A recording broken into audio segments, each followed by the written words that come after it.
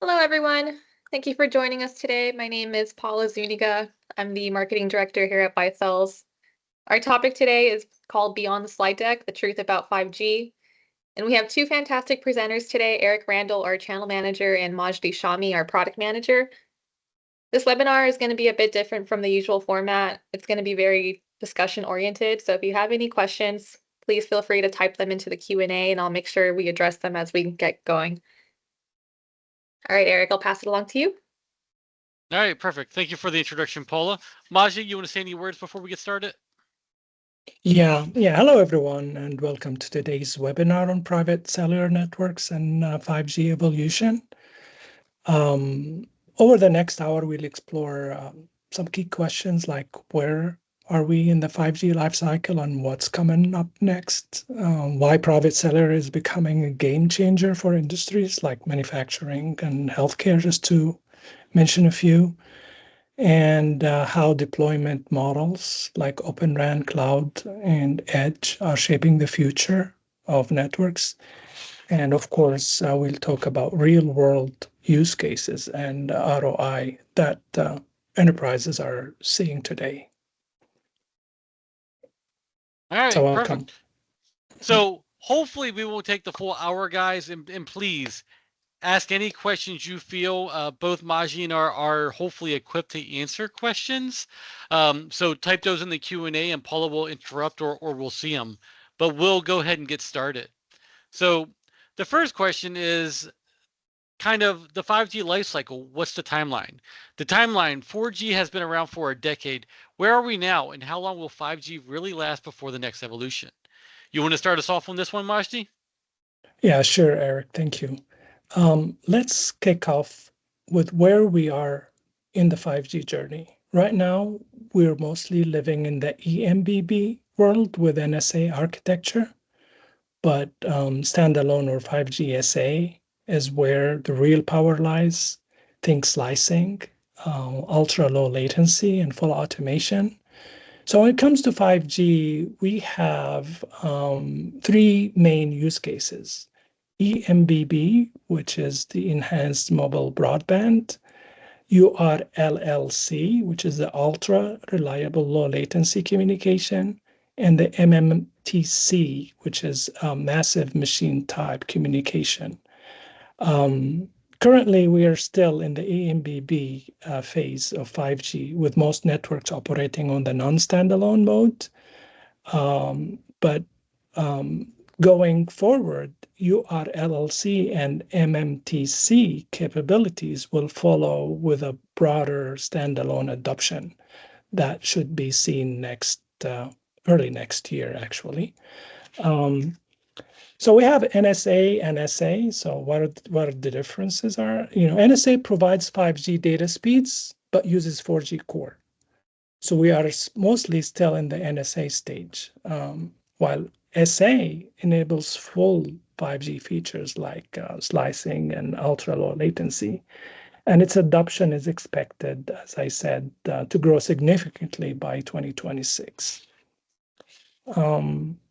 The 6G, we're talking, every 10 years we have a generation. Like we started, 4G started 2010, 5G started 2020, 3G 2010. 3G started 2000, and so on. So we expect 3G, 6G, which is under development now, with a target rollout around 2030. It will likely complement 5G rather than replace it. So it will focus on the AI native networking and a terahertz spectrum. So, standalone 5G deployments are ramping up as we speak, especially in verticals like manufacturing and logistics, and supported by vendors offering on-prem or hybrid 5G core solutions. Enterprises may wait for SA 5G maturity, but many are currently testing deployment to prepare for the migration, especially in manufacturing and logistics. Still, 4G private LTE is alive and kicking, and it has many years, but there are some advantages of 5G over 4G that we'll cover later on.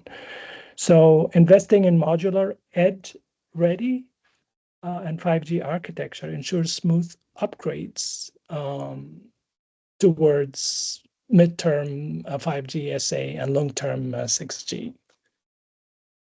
Perfect. To add to that, guys, like Mashi was saying, every 10 years. So the first actual 3G network was launched in 2001, and now Verizon, AT&T, all of our public cellular took down their 3G networks in 2022. We'll talk about how private cellular is kind of new here shortly, but that's changing the game a little bit. So the first 4G network was launched in 2009. Experts are thinking it's going to last well into the 2032, 2035 before it starts being decommissioned. But as Maji was saying about the NSA and SA, the 4G will work with the 5G for a long time with that NSA standard. So with 5G being launched right around 2020, we'll look for it to really gain popularity here in the next 3 to 5 years, but it should last well into 2040.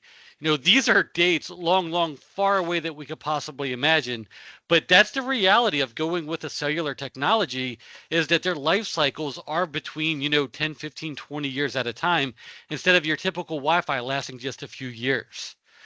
All right, Maji, we ready to move on? Hey, Eric. Sure. Yeah. We got our first question. Okay. What is the best path for what is the best, oh my gosh, what is the best path for transitioning from 4G to 5G? Upgrade radio first, followed by core? Yeah. Maji, you want to do that? Yeah, definitely. That's why I was saying we are in the NSA phase. So because you want to preserve and protect your 4G investment. So you start with NSA, where the actual 5G radios will be connected to the EPC, to the still 4G core, and you can utilize the actual 5G speeds, but you will not have the full-fledged 5G capabilities and features like slicing and low latency. Yeah, usually they start with NSA, and then slowly they migrate to SA, where they use the 5G core exclusively.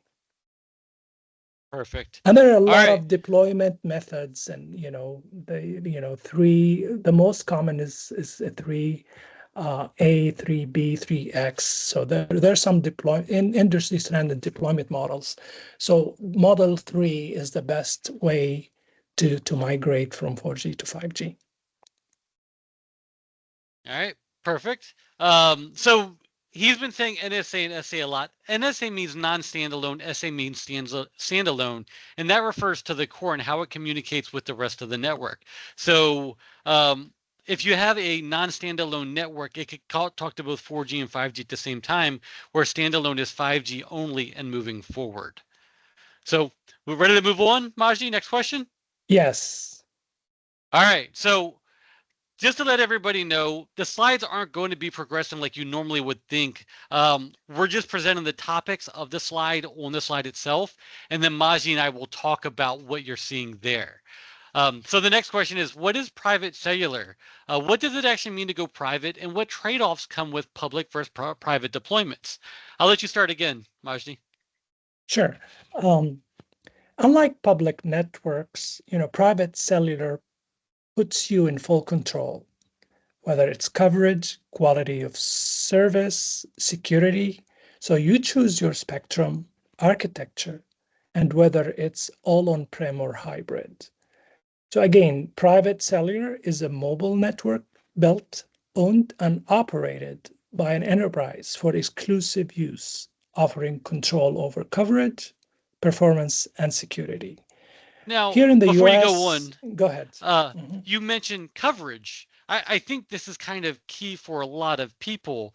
How does the coverage from a public cellular network differ from a private cellular network? Well, it depends upon the use case, Eric. So private, usually you have a limited, if it's indoors or outdoors, so it depends on the use case. But the actual RF design and the actual power of the radio determines that. So if it's indoors or outdoors, and we'll cover that also later on the session here. But it doesn't differ from the actual public, since it's radio, it's physics, but the way it is designed, it will determine the actual coverage needed. Okay. So when you're designing your own private cellular network, everybody, you design your own coverage, whereas the public cellular, you're taking what they're giving you. So you might have some bare spots like you would with Wi-Fi, but when you're designing your own private cellular network, you could actually design out those nulls. All right, go ahead, keep going, Majdi. Yeah. So in the US, we utilize the CBRS for LTE and 5G. We utilize the GEA or PAL. There are three tiers when it comes to CBRS. And other countries, they also have private licensed band like 77 and 78 in other countries. But here in the US, it's CBRS. When it comes to components and architecture, it's pretty straightforward. You have the spectrum, then you have the small cells, which is the run part, and then local or cloud-based core, APC or 5G core, depending on your needs, network management element, and the SIM infrastructure. So these are the components of your private network. Deployment, as I mentioned earlier, it could be on-premise. If you have it on-premise, you will have total control, or it can be managed by a vendor through hybrid or hosted models. The advantage here is resilience and scalability. So it depends upon your actual use case and budget. You might ask, what are the advantages over Wi-Fi? Private cellular offers better mobility, wider coverage, quality of service, and strong security through SIM-based authentications, 3GPP standards. For deployment consideration, it's a little bit more complex to deploy a private cellular network than Wi-Fi. Because you need some RF planning, interference management, antenna selections, and you need to ensure device compatibility, but it will pay off as you go on. So this is why, or what is private cellular is all about. Perfect. So from my eyes, how I view the private cellular, it's like taking AT&T Verizon and building your own. And why that makes a difference is we just talked about the coverage a second ago, how you could design your own coverage, but you're sharing your own data. Like that's your data now. You don't have to share it with Verizon. You don't have to share it with others. And you only have one data plan because you built the network itself. So if you're sitting there in a warehouse with 40 scanners, you don't have to have 40 cell plans. You could just have your one private cellular network that all of them attach to.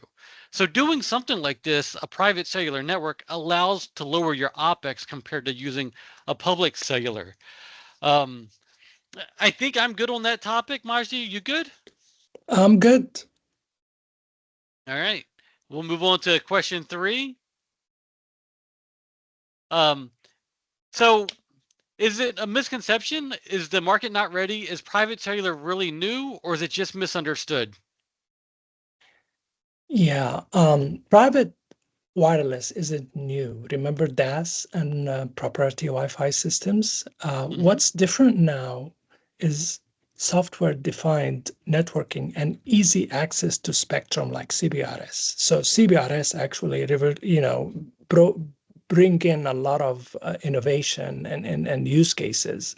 So legacy foundations like DAS or Wi-Fi do not support quality of service slicing or low latency.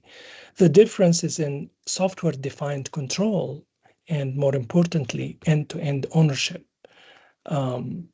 Why now, you ask?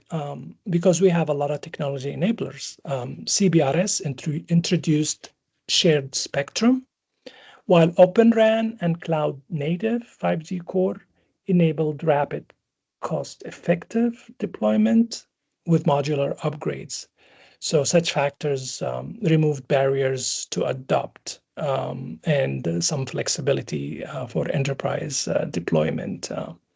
Some modern use cases, we'll also talk about this later on. Applications like real-time quality assurance, robots that require less than 10 milliseconds of latency with guaranteed uplink reliability. So these use cases cannot be done using Wi-Fi. Smart manufacturing, real-time video analytics, autonomous mobile robots, all these use cases, they're realized on, by private cellular. These are new ideas, but the also we have this spectrum, what's called dynamic spectrum sharing, where actually LTE and 5G can coexist on the same frequency. So with a CBRS SAS model, we have open access to high performance spectrum without needing MNOs or to be partnering with MNO anymore.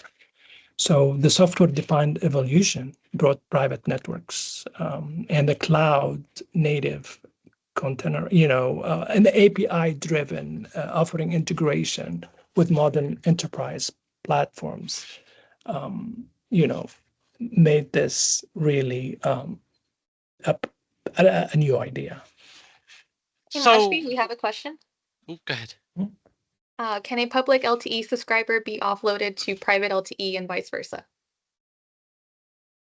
I don't understand the offloading, but this is neutral host concept where you actually, if you have a private subscription, you can actually utilize both networks, the private and the public. If this is the question. Yeah, I mean, it can be, it's not offloading, but you can actually utilize both networks at the same time. All right. So, Majdi, on the topic of this becoming, not necessarily a newer thing, it's been around, but now that there's public sharing and lots of organizations, system integrators are able to do this and technology is moving faster, I'm going to bring it back to the timeline question. Do you think that because more people are utilizing the cellular technology that is going to speed up the timeline more to 5G, 6G, 7G, like Wi-Fi, how Wi-Fi is progressing quicker and quicker? Absolutely. Absolutely. I mean, there are a lot of things you cannot do with Wi-Fi. If you're in manufacturing, logistics, you need that latency. You need, and if you're in like IoT, Industry 5.0, you will have lots of devices, like hundreds and thousands of devices, and Wi-Fi cannot attend to that. So as we go on, the need for private LTE or 5G, it's going to get bigger. And Okay. Wi-Fi is going to be just the same old Wi-Fi that you use at home. Yep. We have another question. Good. When do you expect 5G to be available on Halo B? Oh, that's specific to buy cells. Yes, it is. I like that. Yeah. We currently have a beta version that we're currently testing. So it's supposed to be out pretty soon. But we do have this development already, and it's undergoing beta testing. And to add to that, Maji, correct me if I'm wrong, but with Halo B coming out for 5G, not all of our 5G radio can handle a future version of Halo B. Is that correct? Like the Stellar. Yeah, you need you need to have really like 16 cores to be able to utilize the full functions of 5G core, built-in 5G core. Correct. I mean, it needs to have enough GPU cores to handle that, and the small ones like the low power, they will not be able to handle all features. Maybe we can have a limited, version, but it's not going to be the full-fledged version. Okay, and when you're saying cores, you mean cores inside the radio itself, right? Yes, yes. Yeah, I didn't mean it as the core as 5G or LTE core. I mean the core processors. Okay, we have two more perfect. questions. The first one is, how about roaming off subscribers between public and private LTE? Yeah, this is it's again it falls under the neutral host concept. Well, which is it is supported within the private LTE realm. Yes, private 5G LTE realm. It is supported. Yeah. The second question is also on the 5G future radios. Will you be increasing the number of EUs that will be able to connect to the radio? What will be the approximate EU count supported per device? Oh, I'm Well, so glad currently, that you're go on this ahead. call, Majdi. I'm really glad with you being the product manager. Take this one away too. Yeah, currently we have we can support up to 1,200 connected connected users to our Auroras. And as we go on, yeah, this can be increased. So there is no limitation. It depends upon the actual, processing power. But currently we support 1,200 per carrier. So if you go 452, that you have two carriers, if you do it on a dual carrier, you get 1,200 times two. If you want to aggregate, you still get 1,200, but double the throughputs. Okay, a few more questions. We have not for larger devices for public, the smaller devices used for private LTE. Is that the follow-up to roaming off of the public onto the private? Yes. Smaller devices, Cell phones. is it like cell phones? Tablets. Yeah, I mean, yeah, that's a device. That's an end user device. It is. That's what we mean by number of connections and number of users. All right. Paula, let's get their name and do a follow-up on that question afterward, just so we make sure that we're understanding the question and answering it properly. And you said we had one more question? Yes. Could we have eSIMs that could be both supported by MNO operators and private network subscribers to avoid using two SIMs? Yeah, we have CPAs that support eSIMs. The new ones support eSIMs. Yes. And the eSIM is, each SIM has it is tied to a specific MNO or public or private service. Yeah, you can have that. All right, perfect. We're going to go ahead and move on to the next question. Do we really even need 5G? 4G still meets today's demands, or is 5G already essential? I'm going to start this one off. It really depends on the use case on whether you need 4G or 5G. There's a lot of cases around automation and robots where you will need that 5G, that ultra low latency that we've talked about. But there's also times where you just don't need that entire 5G speeds, 5G ultra low latency, like in warehouses where you're just doing scanners and inventory management, asset tracking. All of that can still be done on 4G. Maji, what are your thoughts on it? Absolutely. I mean, 4G typically delivers between 30 to 50 millisecond of latency. While 5G the latency can reach sub 5 milliseconds. So with this latency, like you can actually enable AR, VR, robotics, low latency automation. So depending on the use case, but when you have mission critical and depending on the latency, 5G wins. As Eric mentioned, it depends on the use case. If you don't care about the latency and the throughput, the higher throughput that comes with the 5G, private LTE would do good. 5G would add also network slicing, this is something new to the 5G. It enables true application isolation. So, like letting different departments or functions operate independently on the same infrastructure. So it enables application isolation with dedicated logical partition across the core and RAN. So with that, you get dedicated quality of service. That's ideal for mission critical workloads. Um, another point is also device density and IoT scaling. Again, it goes into the same use case scenarios that you're looking at. 5G supports 1 million devices per square kilometer, versus 100,000 on LTE. So crucial for dense sensor environment. It also utilizes narrowband with what's called reduced capabilities, which is the red cap. That's 5G devices, where you actually can have devices for energy and spectrum efficiency. Um, 5G can cover low band, mid band, and millimeter wave.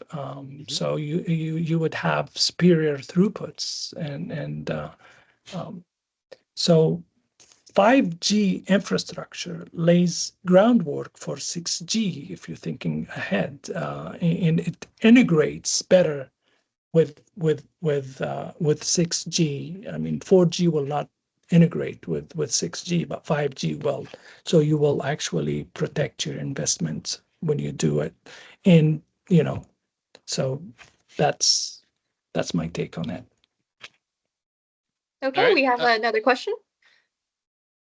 It is, do you have ROI tools to calculate business case to allow customers to determine cost and ROI for private LTE 5G?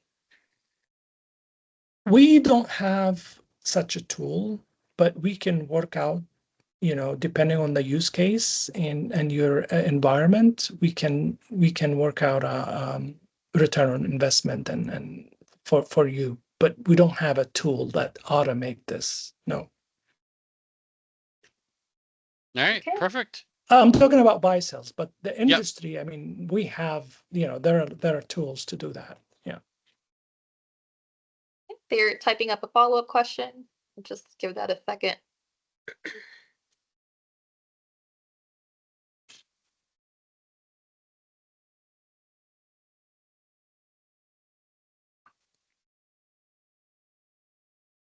Okay, what is the cost of building and deploying 4G versus 5G? Which is cheaper? I'll take this one. Go ahead. So 4G is actually going to be, I would say, 3 to 5 times cheaper than deploying 5G currently. If you go same kind of radio, it's going to be significantly cheaper right now. That all builds into exactly what your use case, what your model is that you're trying to do to really decide if you do need that 5G, do you really want to pay the extra money for it? The bulk of the cost is going to come more into that evolved packet core, whether it's the 5G core or 4G core. That's where the bulk of the cost is going to come from. Anything you want to add to that, Majdi? No, I think, yeah, you just explained it very well. Yeah. All right, perfect. We'll go ahead and move on to the next question, and please, guys, keep bringing these questions in. I'm loving it. All right, so question 5: deployment models. What's the difference between small cell, macro cells, and open RAN? Let's explore which architecture is best for your environment. I'll let you start this time, Majdi. Sure, Eric. Yeah. Deployment choices matter. Small cells are great for factories. Macro is king for outdoor logistics. While Open RAN brings vendor flexibility and innovation. So small cells for indoor precision, factories, campuses, it has low power and you can localize the control. So usually it's less than 5 watts total power. Um, it supports, of course, carrier aggregation and beamforming. Macro cells, on the other hand, they're ideal for covering a large geographic area, such as manufacturing parks, rural logistics, like fixed wireless, and typically operating at between 20 to 40 EIRP with high gain antennas, often require synchronized backhaul, and so it depends on your application. While Open RAN, it separates. This is a new technology. It's not a new technology, but it's a different technology than the classic one, where it separates RU, DU, and CU. Each RAN has three different units. They're called the remote unit and distributed the unit and the centralized unit, and there are like CPRI specific eCPRI interface between the DU and the CUs. The advantage here, it supports vendor neutral disaggregation. It enables innovation. You'll have more cost control because of the flexible deployment. So you can have the RRU from one vendor and the actual BBU from another vendor and the core. So it's open. It's open standards. So long term, your architecture choice will impact, if you need to have a vendor lock-in or if you need to upgrade in the future. So the deployment model affects latency, redundancy, and throughput, in other words.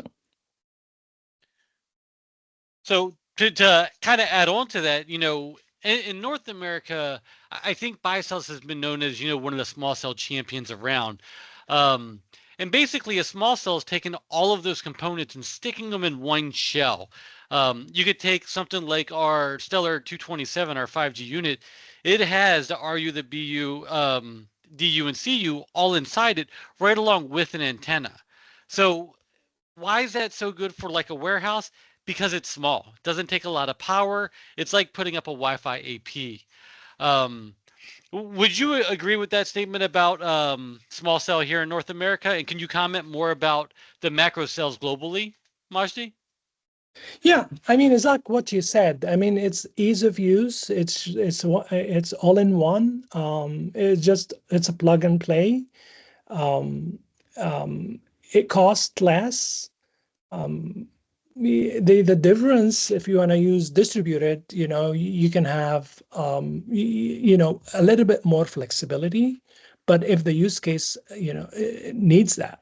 But usually for like what you said, for campuses, small warehouse, you don't need to be sophisticated. Just small radio, depending on the size, of course. The small cell indoor radios would be enough. If you're looking into the fixed wireless use case, you need the coverage. You need the distance is important. You use the actual outdoor with high gain antenna to be able to propagate to the as far as you can. All right. Yeah, We'll go ahead and move on to question number 6. yeah. So We do why we, buy? Oh, sorry. Go ahead. we do have one question before that. Which business models would you recommend to CSPs offering private 4G, 5G to different vertical customers? Deploy the private network, core, and radio to each customer, or hosting core for multiple customers and offer core as a service? Catch all that, Majdi? Yeah, can you repeat the last part, please, Paula? Um, Deploy the private network, core, and radio to each customer, or hosting a core to multiple customers and offer core as a service? Yeah, I mean, this is if for instance the vendor wants to actually manage the actual tenants, yeah, it can be done. You lose your control as a customer, but you will have flexibility and scalability. Yes, it can be done. All right, perfect. So why buy? What's the business case? I'll let you start with this. I mean, I think we've pretty much been hitting business cases throughout. So let's dive into it a little bit more. Yeah, I mean, let's talk value. Private 5G isn't just tech, it's a business enabler. think about fewer disruptions, tighter security, and better SLAs. Enabling the mission critical use cases where you need to support robotics, AGVs, remote operations. We go back to the low latency. We keep saying that a lot of applications require that. Whether you have the robotic surgeries, autonomous cars. Um, so with that, you improve uptime and productivity. So private 5G provides reliable connectivity in environment where Wi-Fi fails. You have better control over your data and security. Unlike public cellular, this is important. Traffic in private networks is terminated on site, reducing the attack surface. Security is enforced by 3GPP standards like IPsec tunnels and firewalls and the slice-based segmentation that I mentioned through quality of service. And eventually, you will have a lower total cost of ownership over time. You might have higher upfront costs, but long-term benefits include reduced subscription fees, improved SLA, um, adherence to troubleshooting by a unified network analytics that you have locally. Um, Plus, I mean, it gives enterprises can launch new services, it's not available if you're on a public network. You can customize it to your needs and to your customers. So So it creates a platform for next generation services. yes, That's I think you said it best by saying it's a business enabler. I think that cannot be, stated enough. Back in I think it was 2007, the first iPhone came out. And now we're sitting at billions and billions of apps. Back then we couldn't imagine the apps that we're currently doing. We log on to a website or our banking instantly, just quick and easy from our phone. This is a business enabler. What's coming, like Maji just said, the next generation, this allows you to be ahead of the game by getting this private cellular network. All right, we'll move on to the next one. So the spectrum access models, licensed, unlicensed, or shared, what's the difference and why does it matter? Yeah, I mean, Spectrum is your foundation, right? In the US, CBRS gives a good balance. Elsewhere, you have other bands like I mentioned, 77 or 78 being allocated to private uses. Um, and unlicensed is good for testing, but has risks.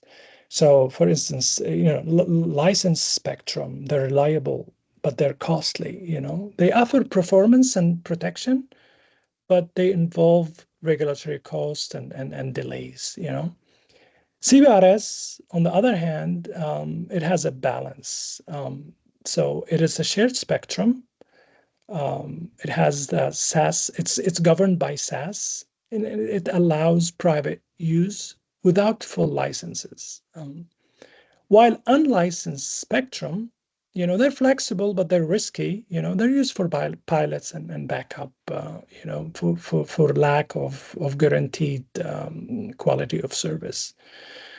So to summarize, it depends upon the use case, the channel size, backhaul strategy, and interference tolerance.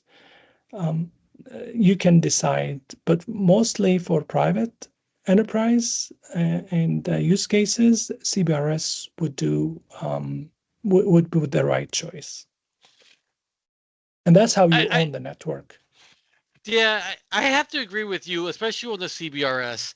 The shared spectrum makes a huge difference because it has allowed here in North America a lot more people to take advantage of and learn about private cellular. So it really does matter. If you do have a licensed spectrum, let's say band 41 or N41 here in the US, you do want to take advantage of it because no one could touch that spectrum. Maji was saying, unlicensed is good for trials and proof of concepts. And the reason why he says that is because you don't want that to be your true environment. You want to be protected, which is where the shared and the license will come into play. All right. Any questions, Paula? Not currently, no. All right, cool. We'll keep it moving then.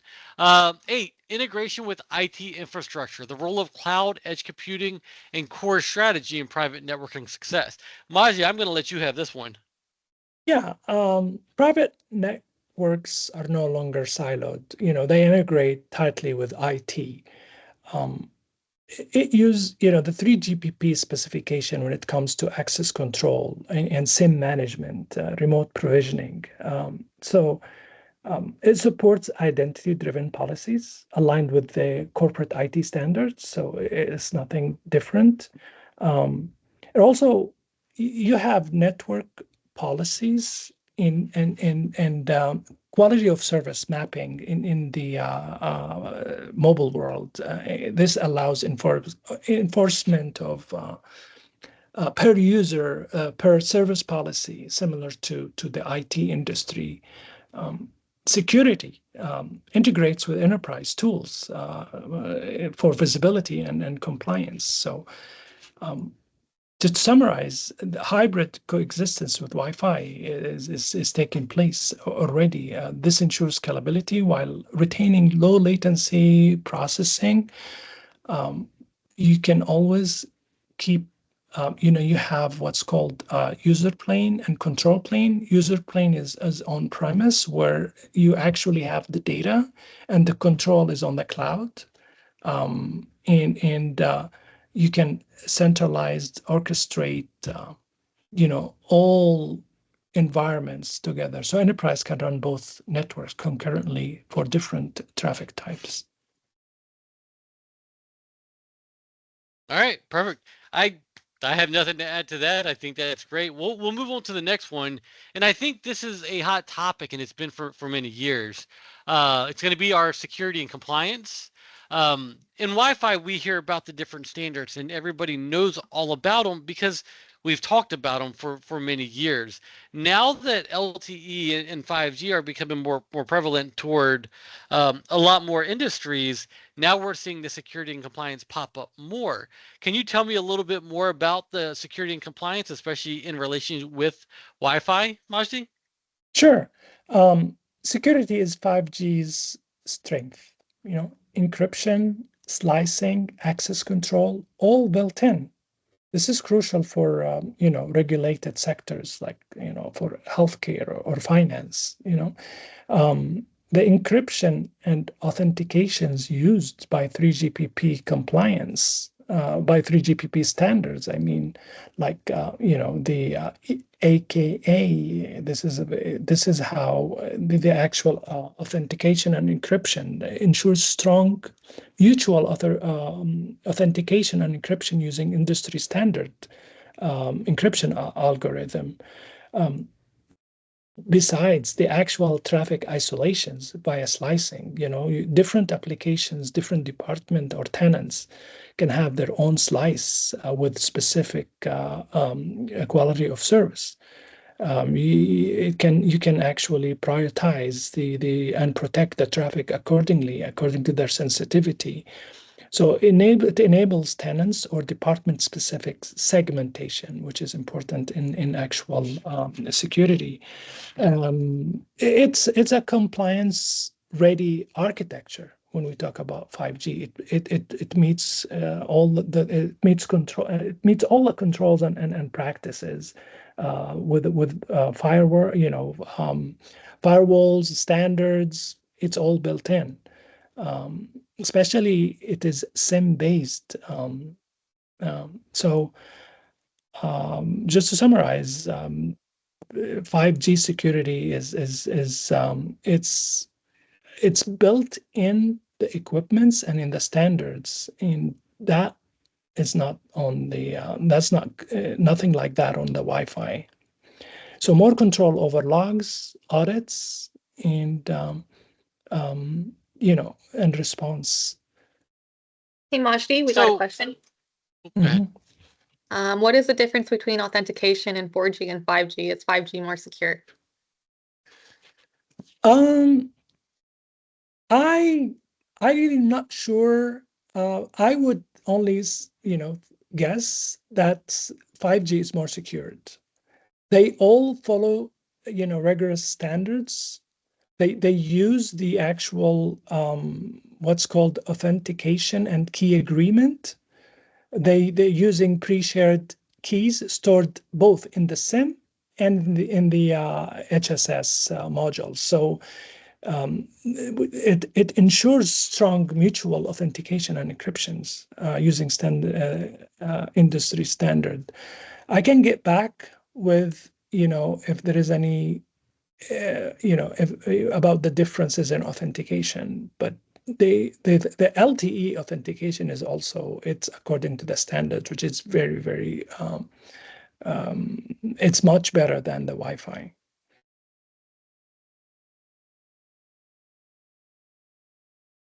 All right, perfect. Also, private So, 5G deployment, provides deep packet inspection, and lawful intercept capabilities, given IT full visibility and control. I mean, this is something important also to highlight.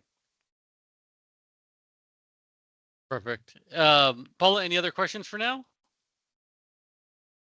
Yes, we got one more. Does Bicells offer neutral host solutions, allowing us to connect subscribers from different MNOs and private networks in a venue from one access point?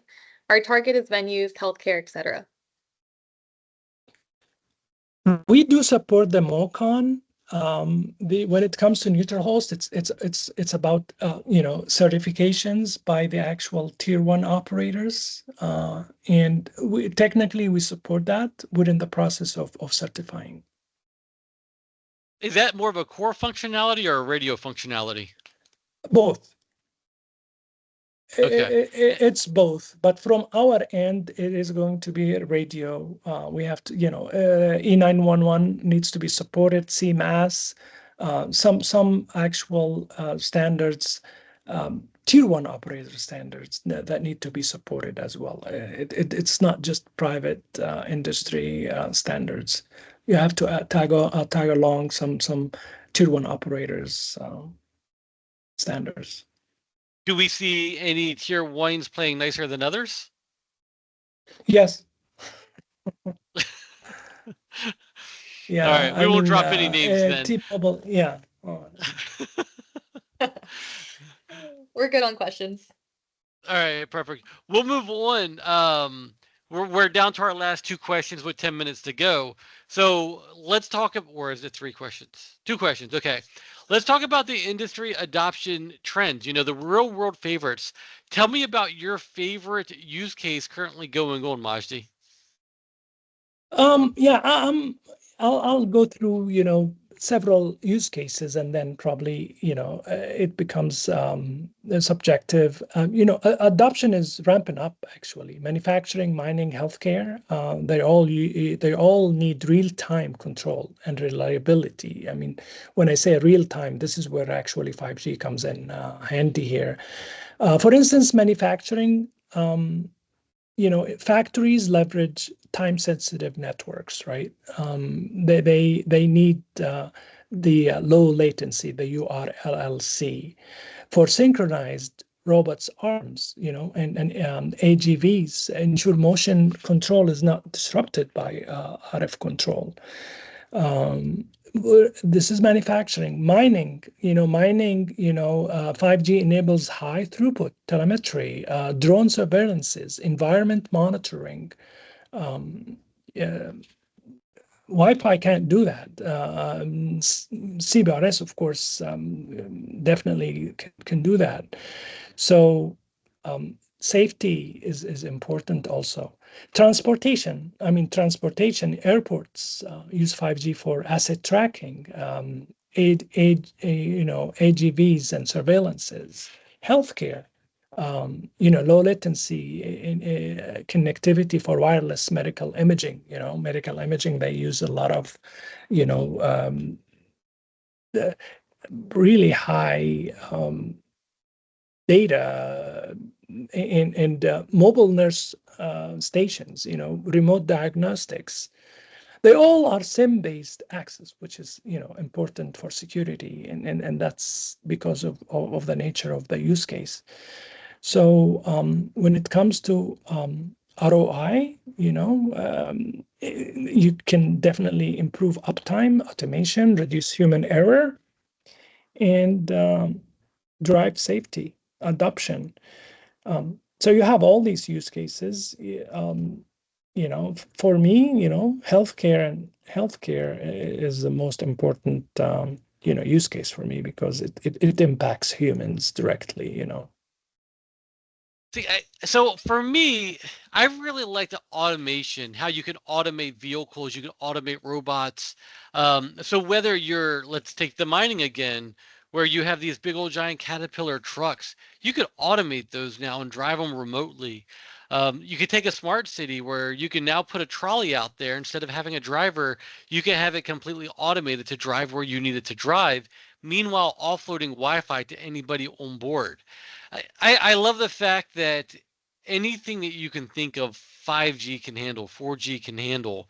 And that's where I love about what we do here is that we can be on the forefront of seeing this technology and then having some people come to us and say, what do you think of this idea? And it's just, kind of mind blowing to me with what people bring to us.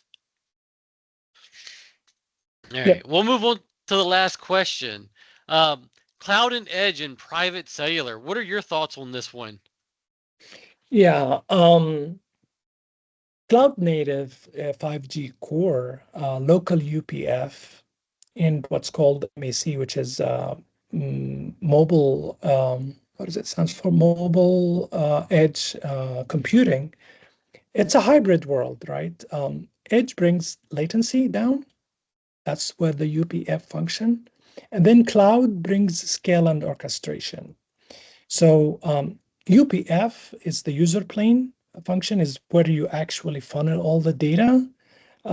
It's at the edge, and it ensures low latency, at least less than 10 millisecond of latency used for robotics and vision applications.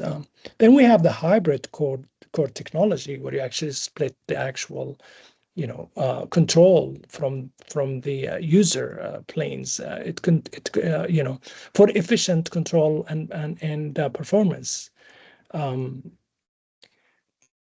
yeah, I mean, then you have the mobile edge computing, where you place compute resources closer to the edge, enables immediate processing and responsive for mission critical services. Um, that reduce transport latency and jitter if you have it closer to on premise. You'll be able to run models, analytics, and AR locally. So cloud for scalability. Think of it like this: it provides centralized visibility, ease of management, and an integration with enterprise cloud native environment. Public clouds now, whether it's AWS or Azure, support 5G core with integrated tools. So public cloud simplifies, updates, and provides central visibility. The choice is based on latency, compliance, and data sovereignty needs. So that's how the cloud and edge comes into the private cellular. All right, perfect. That's going to be the end of our questions. If anybody has any other questions, we'll open it up for about the next 30 seconds. And if we see some typing, we'll hold off. But outside of that, 11 good topics. Thank you very much, Majdi. Thank you. This has been awesome. All right, Paula, you see anybody typing in? Not yet, no. All right, perfect. we'll go ahead and we won't delay any farther. Thank you, everybody, for attending today. Thank you, Paula, for hosting this. Thank you, Majdi, for really, really helping out here. We appreciate all the questions that everybody did ask. Thank you, everybody. Thank you. Thank you all. Okay, bye-bye.